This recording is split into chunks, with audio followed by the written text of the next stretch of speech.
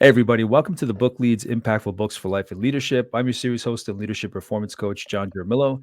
This podcast series is about getting to the books that have impacted the lives of the people in my network. So these are great leads to find those great books that can make a difference to the listener, to the reader, no matter if it's for their work, life, leadership, whatever it may be. And I want to find those books that have contributed the most to my guests' lives, whether they wrote the books or not. And in this series, I cover three types of books, three categories. The first category where they're sharing a book with me that I haven't read, a second category where it's a book that we've both read, and the third category that we sometimes cover, or most often nowadays, it's mostly this last category is the author or the publisher of the book coming on to share the message that they want to put out for an audience about the value in their book or the book that they're sharing. In this particular episode, my guest is Margarita Yang. And Annie is the definitive voice in millennial finance, specializing in strategies for beating today's tough economic challenges. She's the author of an award-winning, best-selling new book, The 5-Day Job Search, which helps young professionals get out of student loan debt while finding an ideal job. With more than 1 million views on YouTube, her witty approach to tough talk sets her apart from others. Annie's candid style cuts through the noise, delivering foolproof advice for real-world challenges. Far from generic tips, her tips focus on practical steps to quickly improve finances, especially for challenges unique to millennials. Based in Boston with her husband, Annie complements her professional life with a love for piano, adding another layer to her multifaceted persona. And Annie had reached out when she heard about this series, what I was trying to achieve through it, the value I was trying to provide by just covering different books. Again, that value that I want to find. We touched base, chatted about our backgrounds back and forth, and I determined just based on what she shared and what she's trying to get out there that she'd be an amazing conversation to have here on the podcast. So Annie, thank you so much for joining me. John, thanks for having me on today. Um, the first question I usually ask is I want to get behind that bio. I want to dig deeper to who you are today. So who are you today? Can you give me a little more about the work that you're doing in the day to day, whether with your clients, customers? What does that look like day to day? Oh my gosh, I do so many things in a given day. So, what I do actually, I still have a full-time job while I'm promoting my new book, The 5-Day Job Search. I work as a quote unquote a full-time accountant. On the books, I'm full-time, but the reality is with remote work and a flexible schedule, I really work between 15 to 20 hours a week for the same pay that I was hired for. So that's a nice gig that I have there. Then I have Absolutely.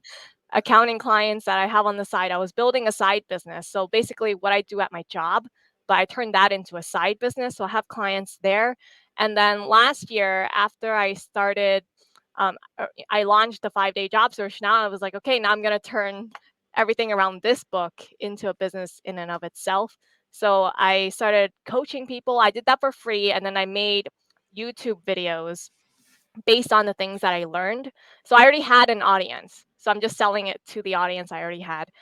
And people have been watching. I'll be very honest, they don't really buy books. That's a surprise to me because I love to read books. I read maybe at least a book a week. But I've discovered people don't really read books. They'd rather buy courses Mm. or something like that. So I have to turn something related to the book. Maybe it's a course, some new revenue stream related to the book, but not directly from the book itself. And one of the things I did online was I in chapter 16 of the book, I talk about the importance of a headshot, right? So I went and I tested every single AI headshot product out there on the market with my own money, and I turned that into a series. And I just said, hey guys, if you guys like this series, you want to try out these AI headshots, just use my affiliate link. It comes with a coupon as well. And then I made about $10,000 in affiliate Wow. income. So uh, that's insane, right? So Yeah. that's where I am now. Yeah. And then you have like this mix of like the full-time work, the book, coaching with clients. So where did that all start? I always like to jump back into my guest past to see where that came from. So around the age that you would go into school for your education to go into your career, what did that look like? What were the first couple steps in your career? Even if it didn't lead to where you are now, what were those first couple steps that you took into your career, whether it was education or not? Yeah, I didn't go straight to college. At 18 years old, I went straight into working. I worked a whole string of minimum wage jobs because I don't believe in taking on debt. I'm really, like, debt adverse Mhm. because my parents always growing up were Chinese, right? So they were always, like, hounding me, "Do not ever borrow money from anybody," and then I really took that seriously. So in high school, watching everyone else go off to college and borrowing $100,000 in student loan debt, I was Mm. like, "Yeah, I don't think I'm gonna do that." Even though there was a lot of peer pressure, Yeah. a lot of peer pressure, not just from classmates, but from teachers and my guidance counselor as well. But I went straight into working. I worked a whole string of minimum wage jobs for 2 years, um, being told I was a loser along the way Why? Who by was saying customers. that? Customers, customers at the Oh, store. okay. Yeah, yeah, We would have customers, "Why are you working at the express checkout lane at ShopRite?" You know? "You're gonna be a nobody for the rest of your life." yeah. Customers would Yeah, say that. thank you. Have a great Yeah, day. yeah. Like, Um, but I saved about 25% of my income working minimum wage.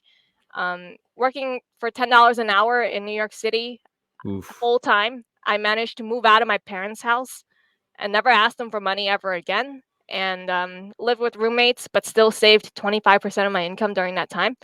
And I came across this small business expo. So I did eventually go to college. During my time in community college, I came across a small business expo that was free. It was in the Javits Center of New York City. And I went there, and there was this high pressure sales pitch from this guy selling this workshop on how to publish a book and grow rich. And he said, if the normal course is normally $997, but if you buy today, it'll be $97. And people weren't buying. It was really high pressure. And then they're like, wait, but if you buy right now for $97, you can bring a friend for free. So I turned to the person next to me, asked her if she was interested. And she said, yes. I was like, okay, why don't I buy this? I'll call you my friend and you pay me back for half of it. And so I took the workshop, and they laid out this entire plan on how to write a book in 40 hours, I think it was 40 hours. I implemented the stuff that I learned. I self-published my first book, 1001 Ways to Save Money, and then at that point I was able to call myself an author. So that's kind of how I got started. Okay.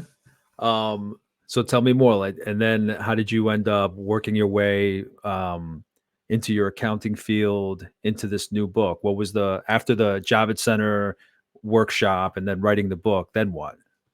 Then after that, I finished community college. I got an online degree, bachelor's degree in communications as well, and I moved to Texas. After So I finished the degree, but coming out, No, wait, living what in Andy, what made you get communications degree? um I want to say I'm lazy.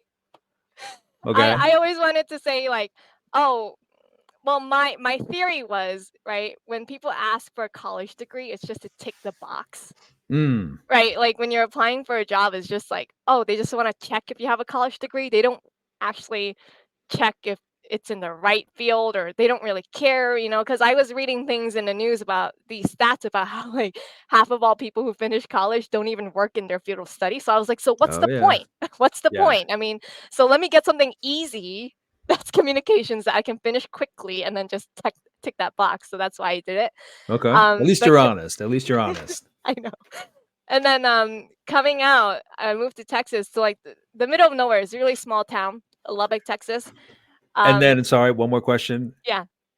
How does a Chinese girl from the city end up moving to Texas? So my husband is doing a master's degree at Texas Tech. Oh, okay. Okay. So we knew we would be there short term. Yeah. And there were, like, no jobs there. There were very few jobs there in finance, in accounting. So I ended up working at Domino's Pizza for 7.50 an hour.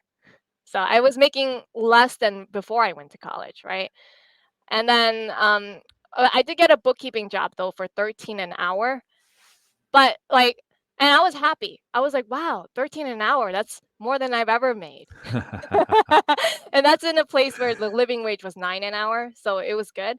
But when I left, I had to train my replacement, and I found out she was making 17 an hour. And she knew less than me in QuickBooks because she claimed she knew how to use QuickBooks, and then I had to train her. I was like, "I'll teach her only the things related to our company because she already knows how to use the software." But then when I was training her, I realized, wait a minute, she doesn't know how to use the software at all. But Yeah. she got away with it, and she makes more than me. And I was really upset. But then instead of getting upset at her, I was more upset at myself because I was like, I want to have more confidence. Like I actually know what I'm doing, so I just need more confidence in putting myself out there and just letting people know about what I can do. So when we moved to Boston, I was like, hey, I might not be qualified on paper for accounting jobs, but I think if I just had more confidence to apply, maybe I can get something. So I applied for 50 jobs a day. And then I got the job in an accounting job in 7 days. Then in my second job search, I got the job in 6 days. And then in my third job search, I got it in five. So in the first one, I was like, "Wow, I'm so lucky." But then by the time I did it like 3 times in a row, I was just like, "Yeah, I think I'm onto something here. I think there's a system that I made that should work, that if other people follow, they should also have like a really quick job search." So I turned that into a book. Okay. Now, does it make sense, and I always ask this as well, does it make sense from your childhood that this is what you're doing? Kind of, right? Because when I was a kid, I really wanted to be an actress. Okay. So while I'm not like acting for movies or TV. Right now, I am on YouTube, right? I am still in the public eye, so it's kind of similar. I never thought I'd be doing this though. Yeah, no, but I like where you're going with that, and that it's not specific to something specific in childhood, but just that you wanted to be an actress. And I love what you're talking about in terms of branding. Like this woman was making more money than you, and that it's about confidence, that it's about putting it out there, that it's about being aware of, you have to step up. And I think so many people, just in coaching a lot of students, they don't have that. And I think college goes a lot through teaching them, giving them information to capture, again, to check the box, but they're missing that component of really stepping into who they are. It's like I always told them, I was lucky enough to speak at a couple graduations, and I've told them, listen, you're graduating today in the same weekend along with tens of thousands of people Mhm. across the country. Most of them may have the same degree you have. How is it you're going to stand out when you go and apply for jobs? So I think it's important to just specify that it is that kind of brand awareness, that you wanted to step up and put in a little more than you were giving yourself credit for before. Yes, and that is a process. I wasn't fully confident when I was doing that. I think it was more courage. I was just like, "Okay, I don't have confidence, but I don't care what people say. I'm just going to do it." Right? I was actually really Yeah. scared. And I've had interviewers, I've had recruiters tell me, "Oh, you're totally unqualified. You'll never make more than $55,000 a year based on your lack of the formal credential." But I make 160 now. So, I don't need that credential. I can still make money, right? Yeah. Yeah.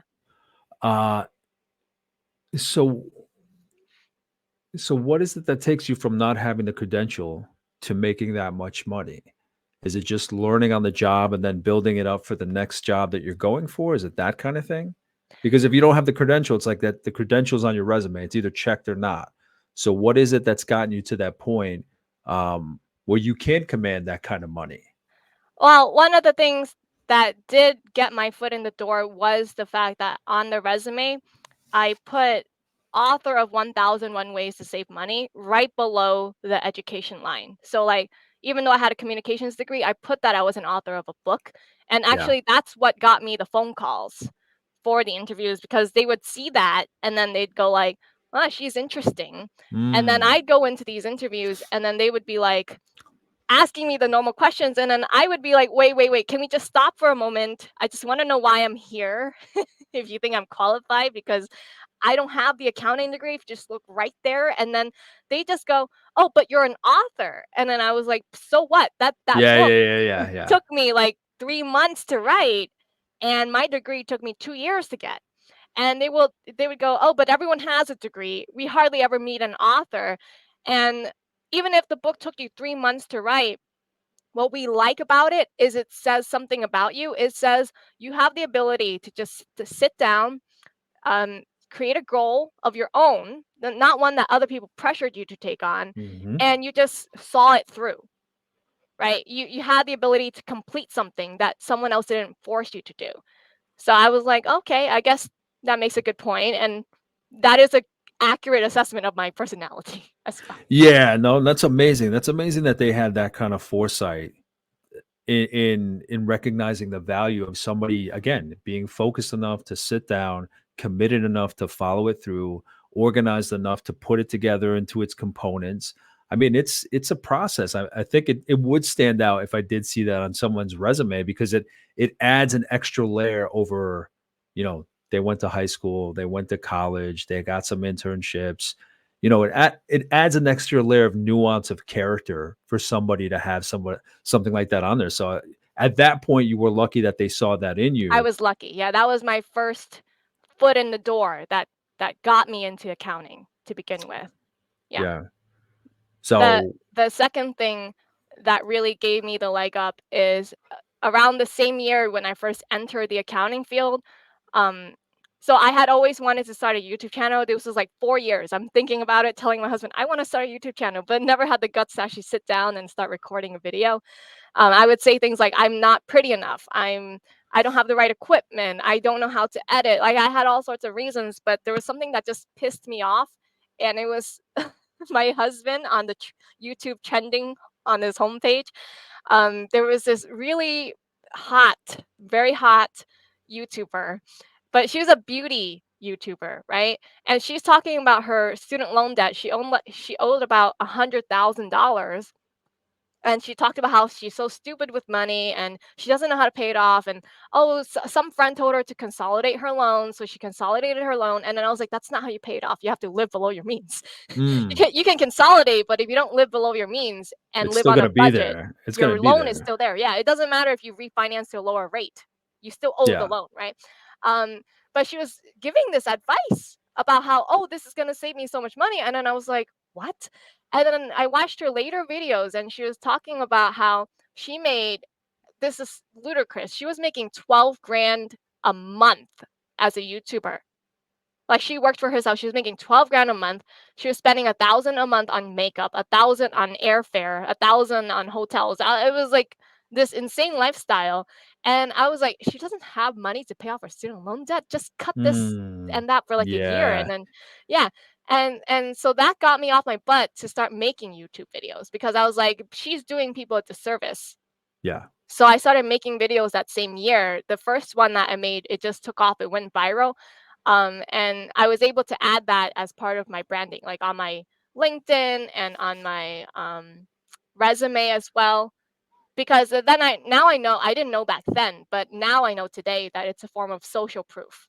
So when other people see, Mm. oh, she's had 1 million views or she has 18,000 subscribers, in their head, it's a shortcut that, oh, she must be an expert. She must know what she's doing. If so many people are listening to her, she must be good at what she's doing. So it actually gives me that shortcut. I love that social proof. You know what I mean? Like, you can bring in a resume that might have all like the traditional trappings on it, but social proof is like really reaching people based on a message, based on knowledge that you have. I love that concept, that idea. Annie, what does leadership mean to you? Leadership. Well, that's a hard question. I think in terms of, hmm, I think maybe it is. You see, I live the way I live my life. I live it with integrity. See, I don't tell other people what to do. Really, other people, what they're watching me to see what I do, and I try my best to live an honest, integrous, a life with integrity. Meaning, like, even if no one were watching me, I'm still the same person as I am in public, Mhm. right? That's how I describe it, and I think that would inspire other people to live a good life as well. And in terms of like running a company, so I do have one employee working for me. I used to have two, and my philosophy toward that is I want to impart something on their life that they can walk away with for the rest of their life. So it goes beyond just paying them money, paying them a paycheck that can put food on their table. I told them that. I said, I want to teach you at least something that Yeah. even after you stop working here, it's not about the job duties and those kinds of experiences that you can learn from any job, from any company. I want to Mhm. leave you with something that Even if I never met you again in 10 years from now, you stopped working from me, it left some sort of lasting impact. And so for one of them, she said, "It's the way you do your work." Like, I don't know, for her, it was, like, my courage to just, like, if I wanna do something, I just go and do it. She sees, like, how many new projects that we start, and then I'm just like, "Oh, let's redesign our website for the book launch." The website was catered for accounting, but I Mhm. was like, "We need to redesign this whole website for the book, okay?" And then she went crazy. She was just like, "We need 10 pages on the site. We need this many blog articles." And then I was just like, "No, no, no, no, no, no. Let's start with something so small, so simple. We just need the homepage. Let's just put a homepage on there, a picture of the book on the homepage, and then a link on where to buy the book." Like, I want this so simple because I really believe Rome isn't built in a day. We want it built step by step. We don't want it like a website built in a month. This website is going to be so comprehensive, it'll be years in the making, right? So let's just Yeah. start with something Yeah. so simple and let's not make perfection get to us, right? And she struggled with this. But now she came back to me like last month and then she just goes, "You have the right mindset. You know, this changed my life because I was a perfectionist and I see how you do your work. You just put something out there, then you find two ways to improve it. Then you Mm. put something out there, you find two ways to improve it. Then another two ways to improve it. And then after like 100 videos in, it's nice, but I saw you take the step by step by step." And so she's gonna walk away with that for the rest of her life, right? That's Yeah, gonna I help love that. her for the rest of her career. Yeah, I love that idea of just making an impression on somebody, especially somebody that's working for you. Like that it's not just about the results of the work, but that somebody is better for having known you in whatever capacity. Just because I mean, I think as you mentioned integrity, it's not just in your leadership role, but like in your personal life. You're like that same kind of person throughout your roles. I love that somebody can meet us, work with us, interact with us, and there's something about that time together that makes them a better person, even if just 1%, that little bit of influence that we might have had on them. So thank you for sharing that. I want to share one more thing. Yeah, As sure. as you're speaking, it reminded me of something. When those two people they started working with me, one of the first things that I did was like I was like, okay, I want a highly productive team. Have you read the Stephen Covey's Seven Habits of Highly Effective Habits. People? Yep. Right, he talks about sharpening the saw. So before you Hmm. chop down the tree, you sharpen the saw, right? And you just cut it in one fell swoop. So one of the things that's really important to me is being able to type fast. Because if you can type 2 times as fast as the average person, and this kind of work, data entry, writing emails, computer work, if you can type faster, then I get more work out of you, right? Yeah. So when I first hired both of them, I said, "I'm gonna pay you to learn how to type, and I'm gonna test you on your typing speed, and we're gonna ramp up that typing speed so I can get more work out of these guys." But they walk away with the typing skill for the rest of their Mm. life as well. And both of them, apparently, they were cursing me under their breath, like, "Why is she making me learn how to type? I've been typing my whole life, and all of a sudden Yeah. she's telling me I don't know how to type." Like, and now she's making me relearn how to type, and I can type slower than my normal way, blah blah blah. But then after a couple months, they're really fast at typing now, and actually they were really grateful. They were like, actually, she was right. And then I would also teach some things like feedback. Feedback is so important. I think people aren't used to that. So we would do a project and then I tell the other person, why don't you give her feedback? Give her 3 pieces of feedback. And then I would give 3 pieces of feedback. So each person would get 6 pieces of feedback. And I Yeah. say, great, now implement this feedback. Apparently, apparently the first time they ever experienced this, they were very upset. They didn't say it to my face, but they were really upset because they're not used to it. And then they're Mm. like, my work is already good. Why is she picking at it? She's like picking these little details.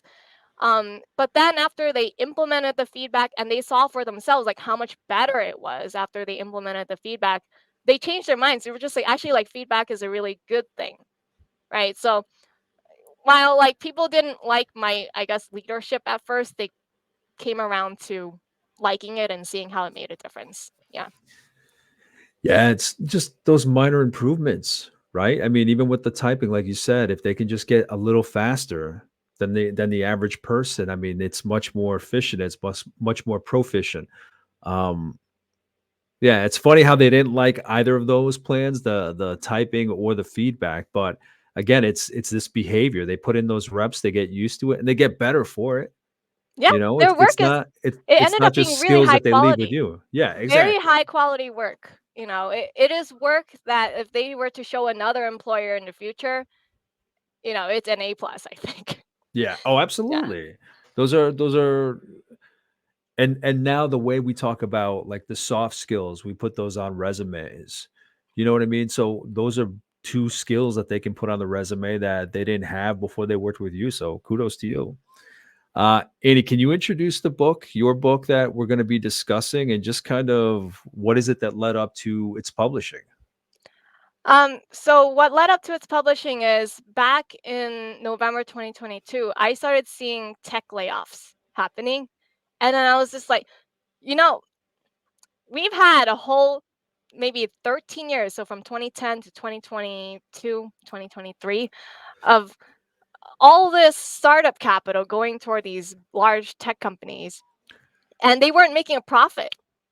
We had WeWork, we had Uber, Tesla, like all of these companies, they were making a net loss for so many years. And I'm an accountant, so I'm like just looking at these headlines. I was like, how can a company not make money for several years? And then I would see things like, oh, what is the new measure of profitability? Like, profit is out the window. It's all about how many users you can acquire, how much market share can you gain. And then I was just Hmm. like, what? Business, time and time again, for thousands of years has always been about how much profit you make. So it was really weird to me. And then I was just like, this isn't sustainable. I think we're gonna have a recession. Right? I think people are gonna lose their jobs because you cannot sustain not making a profit for several years. You can only throw so much investment capital at it. Hmm. So now we see today, we see like people lose their jobs left and right. We have thousands of layoffs happening every single day. So I think I wrote this book just in time because I think people need to hear the message of like how to land a job quickly, because it's not about how steady, how secure is your job. It's more about, I think, especially in times of recession, for your financial security, it's more about how quickly you can land a new income stream. Yeah. Yeah. Yeah. Because I think so many. It all depends who it is, but I think a lot of people are just trying to nail that perfect job. Like, what's going to be my next career job? But you, like you said, if you can get those reps and prepare yourself for the process of getting a job, it's a game of numbers. You put it out there as much as you can. But I think so many of us are, when we lose our jobs, are waiting for that perfect job to come along. So I think it's survival skills that you're providing here. Definitely. So what was it that, because I know you were looking at how you were getting a job when you went to Boston. So what was it that finally, how long was that book kind of percolating in your mind? I actually had never planned to write this book. I just wanted to do my accounting stuff. But then it was that night in November. I'm not sure what your spiritual beliefs are. Really not sure, but um I would say I'm really clairaudient. I can hear voices in my head. I'm really intuitive. That's how I've been my whole life. And so one night when I was trying to go to sleep, I can hear 10 voices in my head. I'm not schizophrenic. Okay, Totally. that's I'm what they very high all say. functioning. That's what they I'm all not say. Okay, schizophrenic. go ahead. I'm I'm I'm listening. sane. I'm I'm sane, right? listening. I'm high functioning. um, I can hear 10 voices in my head, and I just hear like, you got to write this book. You need to write this book. You need to put your accounting stuff on pause. Forget about growing it. You can keep your clients and keep serving them, but this, you need to do this. Like, this is the book you need to write. Put this stuff in the book, X, Y, and Z. And then it was like one of those moments where like all of the stuff that happened in my life for the last 10 years, it all just came together and culminated. And then I was like, wow, everything just kind of like fit together perfectly, like a jigsaw puzzle. Like, And now then it I, made sense, all the things that yeah, you had gone through. suddenly those things I went through for 10 years made sense. And it culminated into the book, every lesson that I learned. So those voices have always been there? They've always been there. I think the first time I heard it was when I was 16. So actually, it was those voices that I heard that told me not to go to college. Mm. I was a straight A student all throughout K to 12. And it's just weird. Like, you would expect a straight A student to go straight to college. That's the normal path. but Yeah. I could hear voices in my head. One of them was just like loud, like thunder, like Zeus, when I was like contemplating, because I had this guidance counselor. She had me go to her office every Friday for 1 hour to convince me to go to college. She was just like, how you have I was like, I had one of the highest grades in the whole school, right? Yeah. I was president of the Red Cross Club. I grew the club from 50 members to 400 members in 1 year, right? She's like, you have all of these achievements for a teenager, right? And she's like, you have the ability to get into Harvard. You're throwing your life away. So she just every week she would tell me, if I don't go, you're going to be a failure for the rest of your life. She was telling me all sorts of stuff to refute my decision. And then there was this one time she called me into the office. She had my mom and my dad there without telling me. It was a surprise. She had the head of the guidance counseling department there as well. And then she looked my mom in the eye and said, your daughter is going to be a failure if she doesn't go to college. What do you have to say about that? And my mom said nothing. She just turned to my dad. And then my dad said, well, we're not responsible for her after she's 18. She can suffer the consequences of her own decision. Like, I didn't tell my parents at the time. So right after that meeting during lunchtime, it was like an hour later, I was crying. And I was thinking, you know what? These are all adults. They all tell me like how the real world works, and they're telling me to trust them because I don't know how the real world works. And so I was thinking, maybe I should listen to her. Maybe I should go to college. And I heard this voice so loud in my head. It was the first time. It just said, Annie, you're not supposed to go to college. This will be the one thing you will always regret for the rest of your life if you decide to go to college. Do not go. And then I was just like, what? I don't know. I didn't know what that was. I didn't know what that was. But it just felt like really strong here in my heart. It Mm. felt very strong, like like as if it was truth to my bones, right? And I was just like, okay, I think I have to follow this. I don't know where my life is going to take me, but I'm going to follow this, because it just felt like right, even though Yeah. everyone around me was telling me I'm wrong. So I heard it already starting back then, and I've just followed it every step of the way ever since. So you feel like those voices that you've heard along the way have always steered you in the right direction? Yeah, they've always steered me in the right direction. I've had some bad things happen to me as well, but then after all the pieces fell together, now I'm like, yeah, I guess I did have to go through that Okay, experience. okay, Yeah, okay. No, I yeah. like that how you look back and you say, that the book, putting it together, that all the pieces of your life in the last 10 years. I don't know if you felt along the way like you were kinda aimless? Were you feeling like that? I f No, I wasn't Not aimless. aimless, The but maybe, the like, better word is something wasn't quite lost. right lost. Not Okay. it's not that it's not quite right. I was lost because so my thinking was I was watching other people go to college, right? And I would so this is me reading the news because I don't know how the real world works. I'm just like, okay, if no one's gonna guide me or mentor me or tell me or teach me, right? But I see these facts, these statistics in the news about how people to go to college, their majors undeclared, and they switch their majors 3 times, and every time you switch your major, you have to pay extra, or you've already taken electives that won't count toward your new major, things like that. I see this, and then I'm just like, isn't that aimless?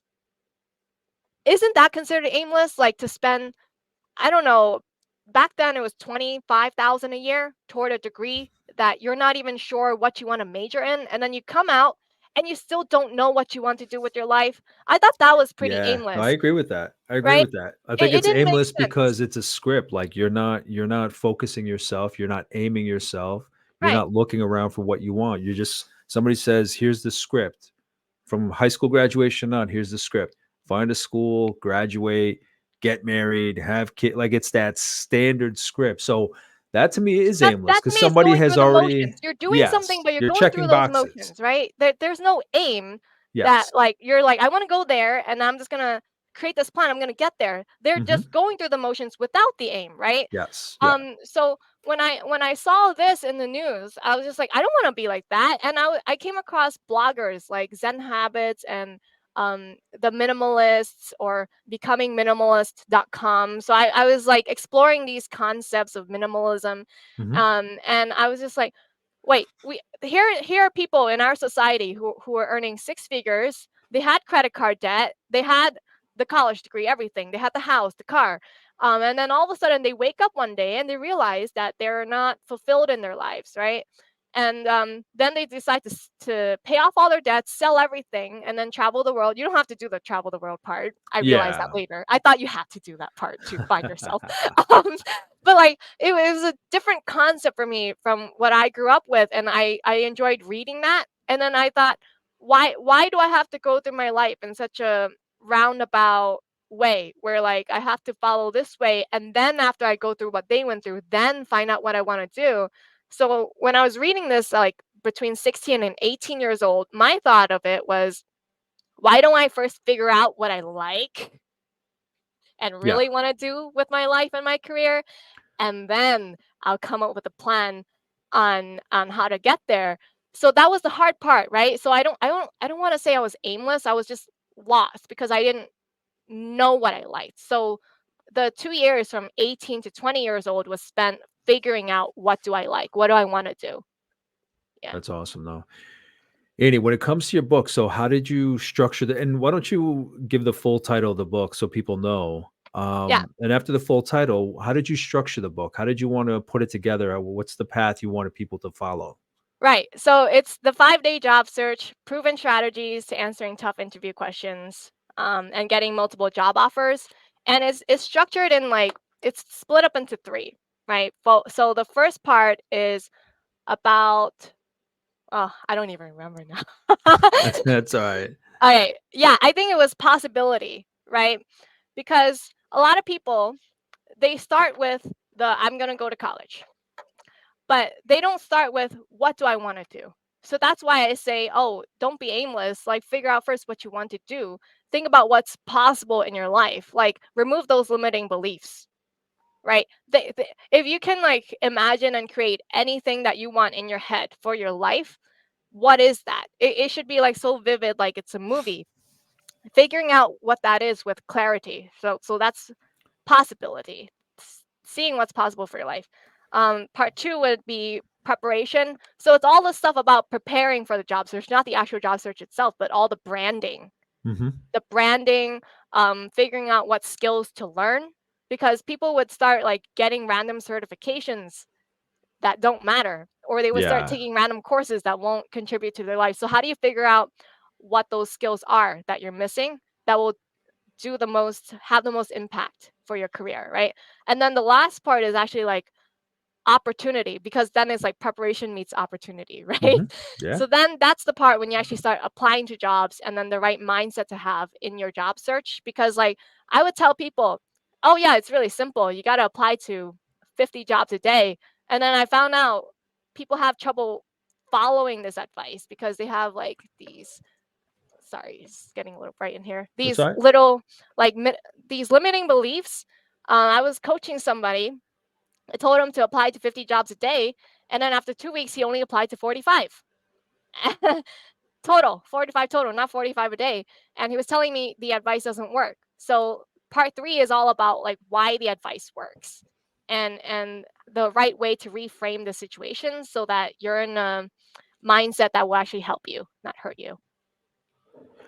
Is there, from what you've, it's interesting that like the job search in your book is like the last part, that there is that preparation, there is that branding. I love that because I don't think people get, I've always said when coaching people, like you can't use the job description as like the goal. You can't use That's that so figured. as that's, because the way that I've painted it to them is like here's your all your talent that you're aware of or not, right?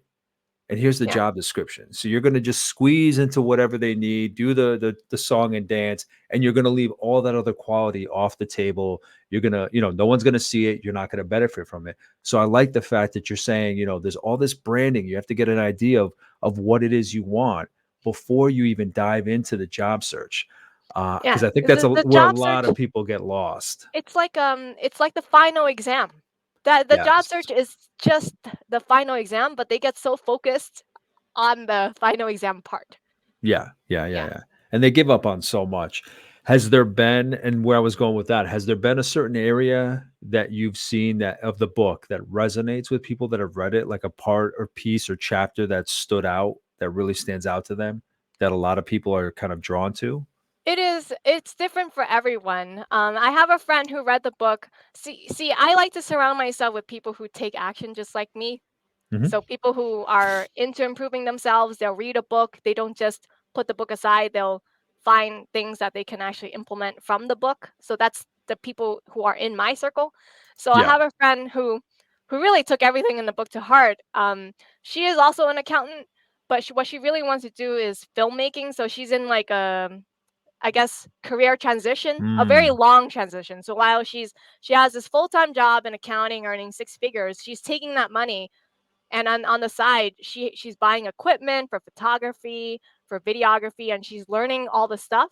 Um, she's taking her time basically because she wants to eventually make a film that's really good, and that doesn't happen in a year, right?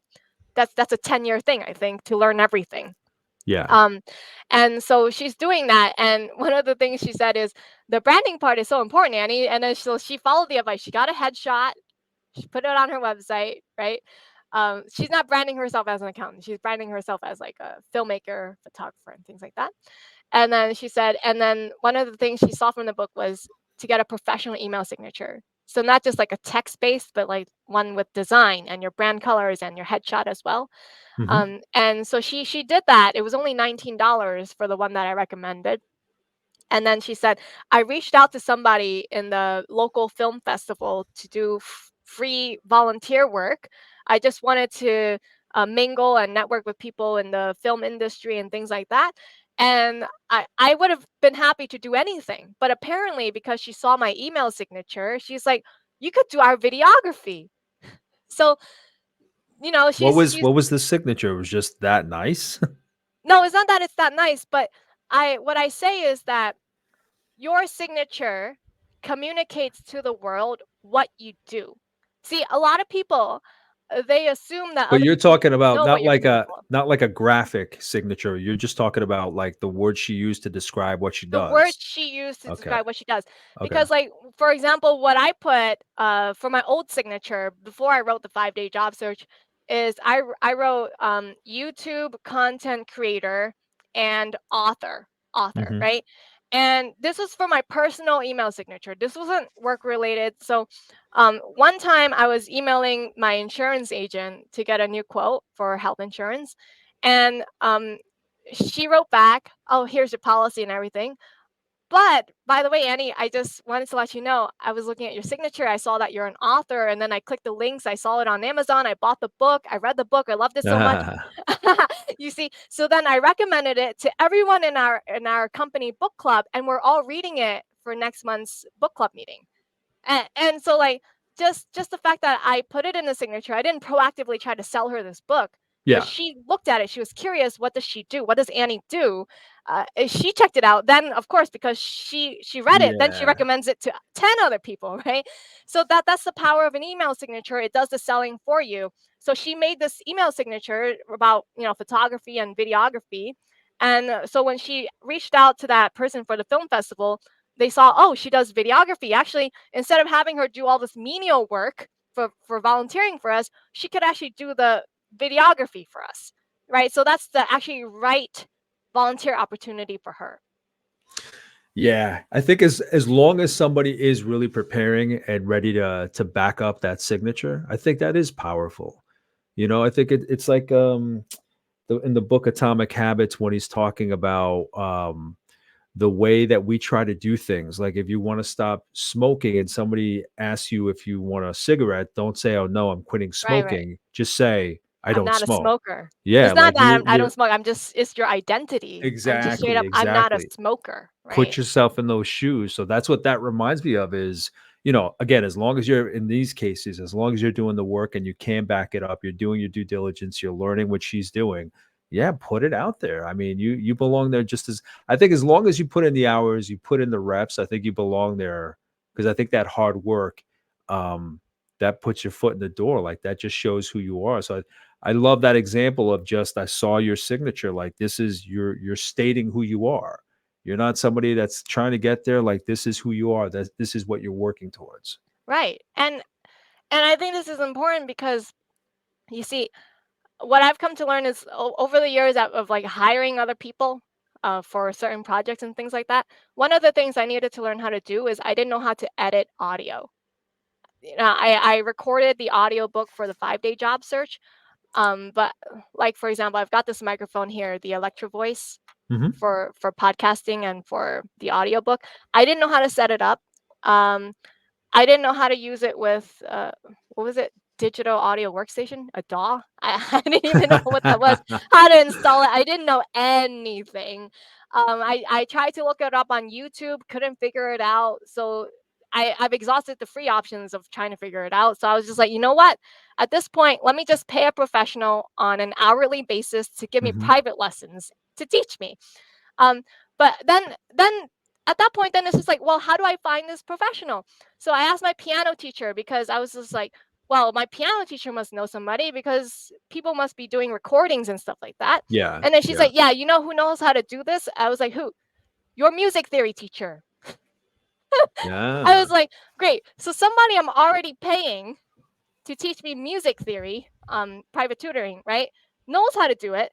But the thing is, none of his branding says he knows how to do it. So I go on his LinkedIn, I go on his website, I look him up, everything I can on the internet. None of it says that he's familiar with how to use the software and the microphone and everything. Yeah. Exactly. So he's losing out because I could have potentially given that opportunity to someone else. It's just thank God my own piano teacher said, yeah, someone you already know knows how to do this. I was like, okay, let me give it to him. Yeah. We're just so bad at that.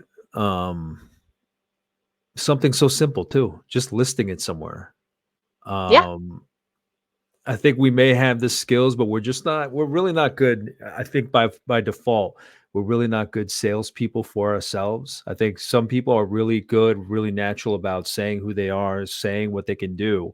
The rest of us are just kind of, it's like dragging us into the branding world, putting in there what we are. But yeah, it's just those missed opportunities. Those are the most frustrating ones, when they're missed opportunities or almost missed opportunities, Mhm. just because you didn't include it somewhere, just because you didn't add it to LinkedIn or your resume or your signature. That's a shame. And you're lucky you Definitely. were able to to find them. Yes. Um, Annie, when it comes to this book, can you just give me in each of those sections of the book, can you just go through maybe in each of the bigger sections, maybe a title of a couple chapters, just to give people an idea of what they can find deeper in the book? Yeah, sure. Let me read it over to you. Um, for example, in the part 1, developing a winning strategy for consistent success, empowering yourself when other people disapprove, how to attract multiple job offers effortlessly, cultivating courage to face your fears. Um, then in part 2, where is preparation, personal branding, how to stand out in the job market. Let's see, creating a lasting impression with your headshot, telling your unique story, optimizing your LinkedIn profile, getting your own personal domain name, creating your affordable website, creating your custom domain name email address for free, getting the professional email signature that I was talking about earlier, Hmm. changing your Zoom backgrounds to be more stylish and realistic, uh, identifying skill gaps, mastering office software, documenting your achievements, and then let's see, embracing constructive feedback, like I was talking about Mm. earlier. Yeah, yeah, yeah. Yeah, yeah. Part Learn 3. better typing. Yeah, yeah, yeah. That was actually in the book. Let me see. It was actually about boost. Yes, yes, yes. Chapter 33, doubling your productivity by increasing typing speed. Oh my god. Okay. All Yeah. right. I thought I was kidding, but yeah, No, no, no. no, no, no. Everything I have ever learned is actually in here. I like Actually, in that. that chapter, I talk about it's not just about doubling your productivity. It's that if you work in the office, even if you don't know what you're doing and you're incompetent, but you type really fast, your coworkers are like, "Wow, she must know what she's doing." As the It's a ship goes perception down. thing. It's a Yeah. perception thing as well. Part 3 is about the actual job search. So crafting an attention grabbing resume, applying to 50 jobs a day, researching your companies to tailor your strategy, mastering fearless salary negotiation, um, projecting confidence in your interview, and evaluating job offers. Yeah, No, I like that. I really do like and appreciate how much of the book is getting your shit together. yeah, You basically. know that it doesn't just start with going to Indeed and looking at jobs and okay, now I'm going to write a cover letter to that job. I'll wait and see if they get back to me. No, it's really before even turning on the computer to send something to someone for a job. It's about like really getting in tune with yourself. So I think that's where a lot of people may miss the mark. That's where a lot of people give up on themselves and don't understand what they're all about even before. And I think understanding what you're all about, all those little intricacies that you shared, I think it helps you in the interview because you go in more confident because you know yourself more. Yeah, you shouldn't be walking into the interview with scripted answers. I think what other people do is they go on Glassdoor or Indeed to see what past interview questions were, Mhm. right? What other people's experiences were, and then they'll try to rehearse or prepare their answer. And I just don't think it should be like that. It should just be like, this is who I am. Like you should already know who you are. And then you Mm. walk into this interview and it's just a back and forth conversation like what we're doing here. And it could just start with those scripted questions in the interview that they ask everyone. But honestly, it should go back and forth in the job interview, Yes. right? Yes. Because your goal is also to make sure it's a right fit for you. It's not just for them. You want to make sure they're not toxic. Yeah, You want to yeah. make sure you have a potential career here with promotions, right? You don't want to just be in something dead end. They'll try to sell you everything if it's not a good company, right? Oh, Where I work absolutely. now, I've been where I work now for 5 years, and I'll be very honest. I think um, I am s- how do I say this? Second most recent employee that stayed in 5 years. Second most recent employee. So Okay, there's I one got you. person after me who was hired who's still working there. Yeah. He's Yeah. got my boss has gone through like maybe 10 people at this point. I Yeah. can't even keep up with all the people he hired and fired, right? The turnover is so high, but these people who get the jobs at first they're so excited they don't even realize this is actually not the best company. It's quite They toxic. don't That's why realize I'm what they signed remote. up for. Yeah, they don't know what they signed up for. That's why I'm remote, so I could stay away from all the toxicity. um, Everyone else works in the office. I'm the only one who managed to get the remote perk. So that's why I managed to stay this long. If not, then I would be out the door, right? Yeah. But everyone else who's been hired and fired or like quit after me, they come in, they're like so excited. They're like, wow, it's a new job, and they're so happy. And I go on their LinkedIn actually, and they write about how they're, so happy they're about to start this new job. And then I'm like, yeah, we'll see how you feel in 3 months, right? Yeah. And then I see like how they feel in the workplace. I can when I go in and I see the look on their face, they're miserable, and then I'm just yeah, I And nothing mean, changes, huh? yeah, nothing changes, and I can see just how miserable they are, and then I'm just like, well, it's not my job to warn them, but it was their job to vet whether they want this position or not. Yeah, Yeah, yeah. That's tricky. It's very yeah. tricky. Andy, I'm curious, in writing the book, what changed in you? Did you was there anything that changed in terms of how you saw what you were writing about, the topic itself? How did the writing the book, how did getting this out there change you for the better or make you different, help you evolve? What changed, if So anything? in the process of writing the book, I was just like, I actually felt like I'm not qualified to write the book. I was just like, I've only whatever I've wrote in this book is things that like I only did for myself. So I actually wasn't sure, will this help other people? Does it actually work? Is it a working system? I haven't helped thousands of people, I'll admit. I even had one podcast host, I got into a pre-interview and she told me, "You're so unqualified for what you're doing. You don't deserve to be on my show." She was Wow. she was just like, Where's your portfolio of all the people you've helped with their branding?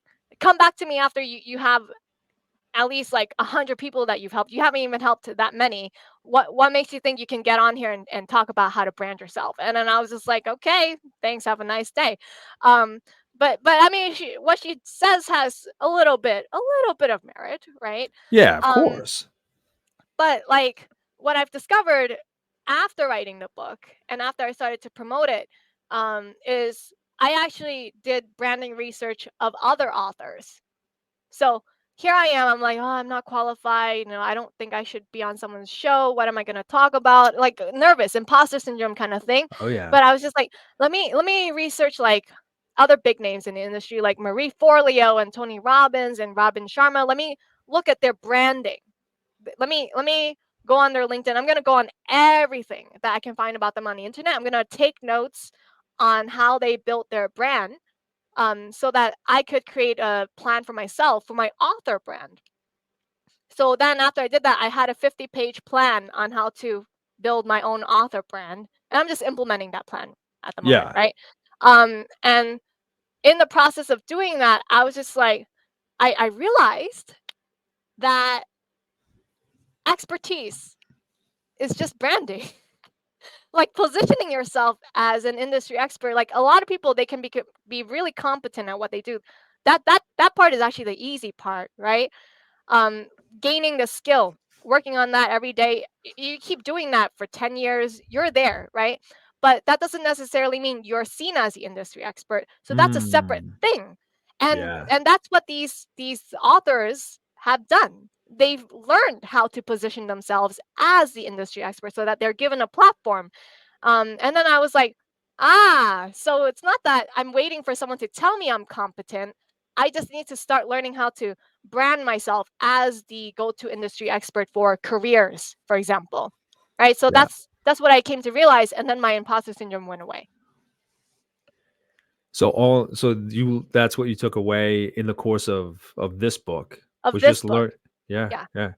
See, and I mean it's always the case. It's like this is what you were writing about in the book for other people in job searches, and it's like the medicine that you needed to take for yourself in Right. terms of branding the book and believing in yourself. It's Right. it's it's always a learning game, always. Yeah, because I genuinely thought so. Let me give you an example, right? I wrote 1001 Ways to Save Money. I sold 2,000 copies of that book. That book right now has, I think, 180 reviews, right? Now, in terms of like book sales, actually, 99% of books out there don't even sell 2,000 copies. So this is a self-published book. I managed to sell 2,000 copies through my YouTube channel alone.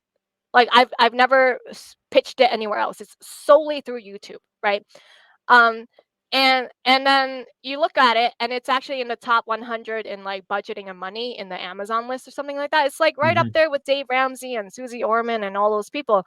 And so I was just like, wait a minute, this is actually considered a best-selling book. Now I can call myself a best-selling author. I Yeah, thought it was yeah. more difficult than that, right?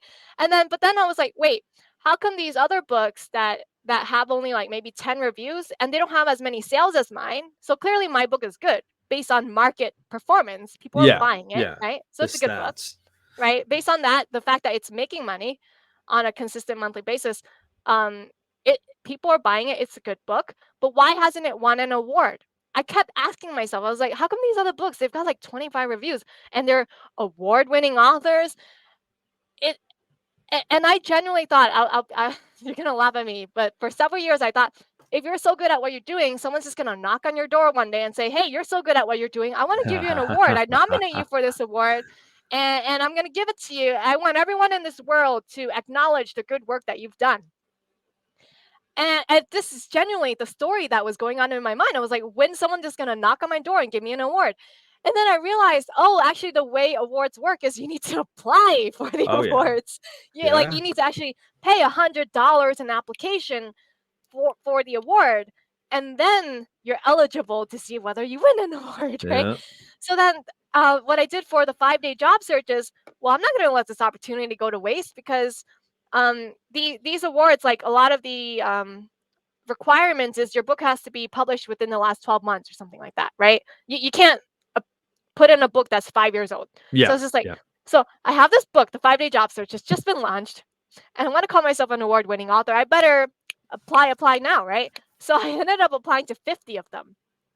I applied to every single award out there that I found that I was qualified for.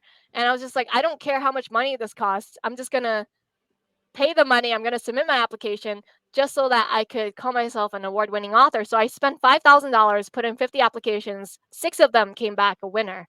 So now I can, not to say award-winning, multi-award-winning author, but Multi, it's just adding marketing. multi. It's Yeah. marketing. Yeah. Yeah. Yeah. And I mean what you said before about people, what they share, what they're sharing with people like on LinkedIn versus like what they're really impacting, what they're really doing. It's true because there are just so many people that speak a certain way, but there's nothing really to them. There's no depth to them. It's just that's why they have courses about this stuff because it's all about how you present yourself. And I think we underestimate just those little tweaks, what you learned in terms of award winning and like your sales and just following the stats. There's just so much out there that we miss out on. Yeah. It's such a process. Um, Andy, so what do you think is next for your writing? I think I'll keep writing, but right now I'm just promoting the 5-day job search book. So actually, what I want to do is, you know what the dummy series is like? Like they Yeah, have like yeah, dummies for yep. Windows 10, dummies for Windows 11. Oh, I yeah. want to make like this whole series that's highly recognizable, but it's under the Anna Yang Financial brand. So anything financial that people want to learn about, whether it's like building your credit or how to, like, micro topics that people struggle with, like Yeah. not just buying a house, but just a micro topic of like a whole book on how to save for that down payment on the house, or just an entire book on like how to choose the right house for you for your first house so that you don't lose your house, because a lot of people, they buy a house but then they lose the house, right?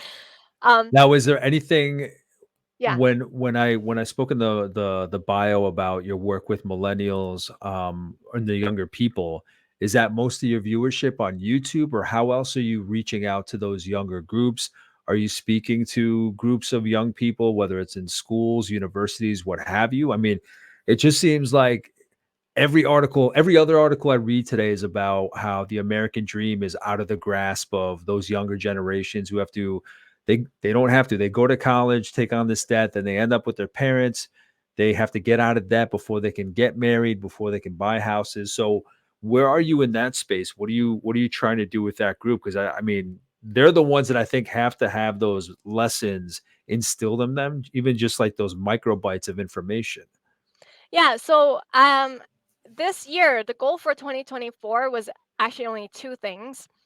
um because I have so many streams of like marketing that I'm fleshing out. This is going to be all roads lead to Rome, right? The YouTube Mhm. is already fleshed out, the LinkedIn is fleshed out. So then the third one that we're fleshing out this year is all TikTok. So Okay. I'm new on TikTok. I don't have that many followers. I think I have only about 50. But as of last Friday, my employee, we came up with a plan. We took a course on how to grow on TikTok, how to grow quickly and go viral. And then we wrote up this really comprehensive plan. And then I had her do the research on how to grow on TikTok for me specifically. So in Mhm. the career category, career and money. So she researched my competition and then she's like, okay, the average video is 1 minute and 6 seconds, and they're usually using these kind of hooks. So we have this plan. We just need to implement it. So that's where we're gonna target the younger people. They're all on Okay. TikTok these days. Okay. Yeah. Yeah, I like how you do that. I like how you get you yourself, you get in this kind of habit of you see a problem, you're like, all right, let me take a workshop or let me go learn about it and then come back and tackle it. So I love that you Yes. do that. I love that you have that habit of this is something I need, this is something I know nothing about. Let me take a course, come back, customize it to what I need to do, and let's go. It's so much easier to learn from other people's mistakes than to Yeah, absolutely. make your Absolutely. own Instead of mistakes. starting from Much scratch. easier, much easier. Yeah. Annie, what book has inspired you the most or made the most impact on you? Is there one that stands out? Um, I forgot the name of the title, but I know the name of the author because this guy wrote like 10 books. Okay. Um, the name of the author is Peter J. Daniels. He is a self-made billionaire. I think he's still living today. I think he's 93 years old today. Oh, But wow. he was basically a bricklayer, totally illiterate, right? Because I think he had dyslexia. He couldn't read. And he never graduated. He dropped out of school or something like that. Okay. And then at 26 years old, he had like a spiritual awakening. He became a born again Christian, and then he taught himself how to read. Like literally, he would. open a book and start reading. And he would have to ask other people, how do you pronounce this word? What is this word? And then because people were mocking him and making fun of him, he would ask a second person to confirm what the word was, just to make sure that they weren't trying to like make him Trick him. trick him or something like that. He's failed in many businesses, but he's learned from his mistakes, and today he's a self-made billionaire. I mean, it's amazing, right? And so this book I hold near and dear to my heart than other books because I resonate with this guy. I'm like, wow, actually, a lot of my path is like following his. Now I finished school and I had the straight A's. I don't have dyslexia. I'm quite intelligent. But like in terms of like the way other people treated me, I always question. I was like, why are other people like always picking on me or Mm, criticizing me? I'm just trying to do good in this world. But then I've always had like so many people, even back then when I was 16, like just trying to like pull me back down. I'm like, why are they doing this? And in yeah. reading his story, I was like, oh, I guess this is just normal. It's like a rite of passage. It's part of the process. Yeah, I mean, it shouldn't be, but there's always going to be those people out there. You know what I mean? The people I think that are worth their weight in gold are the ones that'll help you up. They don't feel threatened by you. They'll share with you. They'll share their best practices, their failures. And then there's just going to be others who they don't have anything else but to push the other person down. That's how they Yeah. make themselves feel better. It's sad, but yeah, they're out there. Yeah, what really left the biggest impression on me from his book was so one of the after he did bricklaying, he ended up working in sales, selling some sort of like glue board product. It's like for home improvement and stuff like that. Um, he ended up becoming the number one salesperson in the whole nation for this product. And his coworkers were really jealous, and they started implementing rules specifically for him to make it difficult for him to sell because other people in the office were like, well, you're taking our market share, like you're taking away sales from us when you sell so many, like we're not able to sell so many because of you. Like they think there's out of this pie, if he takes Yeah.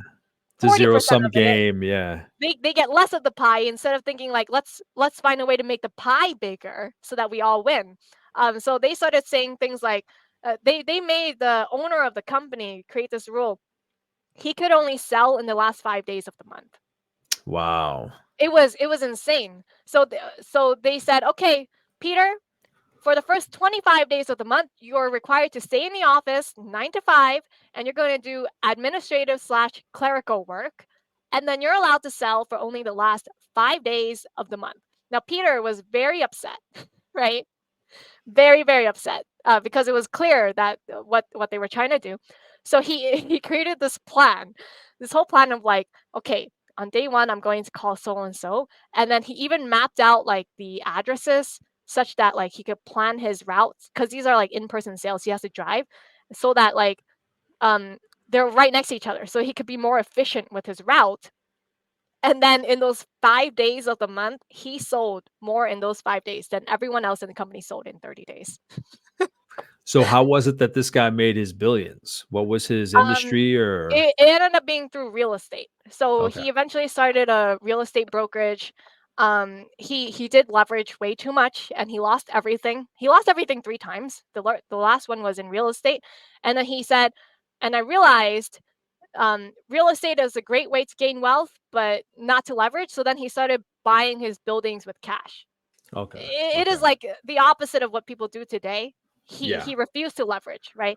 And he said the only way to really build and grow and make sure you keep your fortune is no debt. So he became like Dave Ramsey later on in his life. He was just like no debt. Yeah, Yeah. yeah. Any so in wrapping up, what are you up to these days? Is there anything else that you want to share with the viewers, the listeners here? Yeah, the only thing is, follow me on TikTok. I'm gonna start growing my TikTok. The username handle is Annie Yang Financial. Yeah. Awesome. And again, Annie's book is The 5 Day Job Search: Proven Strategies to Answering Tough Interview Questions and Getting Multiple Job Offers. Annie, thank you so much for sitting down for this conversation. John, thanks so much. I had a great time. You asked great questions today. Yeah, no, I love the way you tackle everything. I really do. The way that you may be the underdog in certain situations, and you're just like, all right, I'm going to learn it. I'm going to do this. I'm going to get it back together, and I'll come back and nail it. And it's just, I love the way seeing your mind work. where Mm, if you're not familiar with something, you're going to get all the resources you can, come back and get it to get just to get that success, and make your own success. So that's awesome. That's amazing. Thank you for sharing that. thank you. And if there's anything that I might have missed, we're limited on time. Anything that you may be curious about, please let me know, and I'll reach out to Annie and see what kind of insights that she can share, she can provide. In the meantime, thank you for watching. Thank you for listening, and I'll talk to you soon. Take care. Bye.